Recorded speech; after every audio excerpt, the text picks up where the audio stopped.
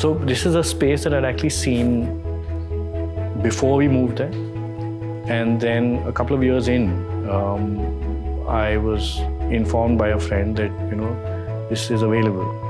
So we just the moment we heard that, we just sort of moved hell and high water to ensure that it does happen, and then we set ourselves a very ambitious target of making this studio from foundation to finish and sort of moving in 36 days. So 36 didn't happen. It was about 42 or 48 days, but we did make it, and we've been here since. So there is still this one sense of an endless space as opposed to it being, a box. And rather than make it all transparent, we realized it was better that it was transparent only on one side, and it was completely so. Well, we just wanted it to be an open plan studio with as little compartmentalization as possible, right? And we wanted everyone to have enough space to work.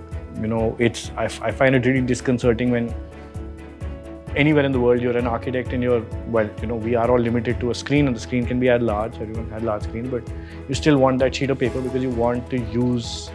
There is some when you involve your body in actually drawing out something, that there is a connection between your mind, your hand, and that piece of paper, and how it translates.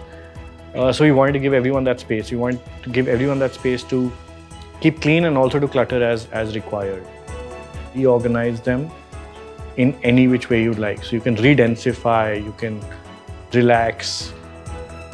The studio has been, as the name says, architecture discipline. So we're quite a disciplined studio that way.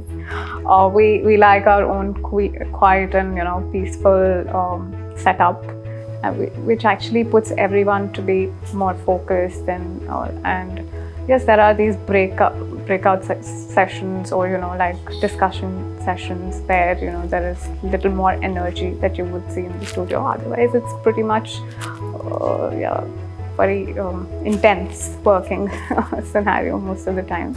We didn't want to start blocking rooms as meeting rooms, so there's a holding space outside which is in a container. There's another one at the back, as you've seen. The shipping container came as almost like an installation, just to show that it can be done, what you can do with post-industrial waste. Or it's important to take things that have been forgotten and find a new purpose for them. And that's why I think that sense of repurposing comes on. We don't like to waste. We like to think of longer lifespan.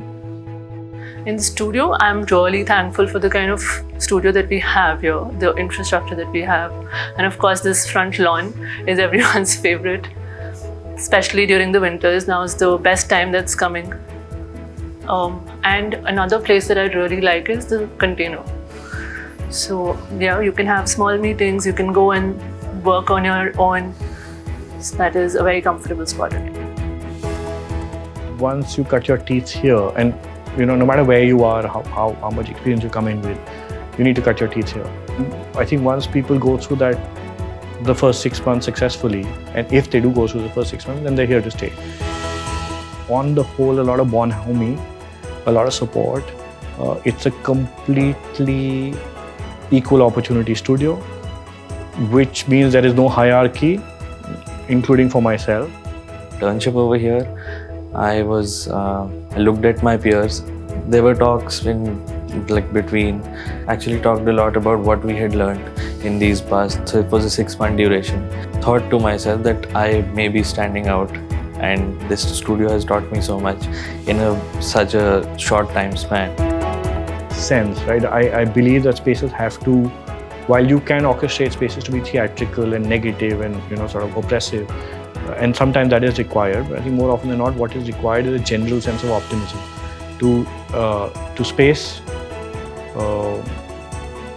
and to a program, whatever it may be.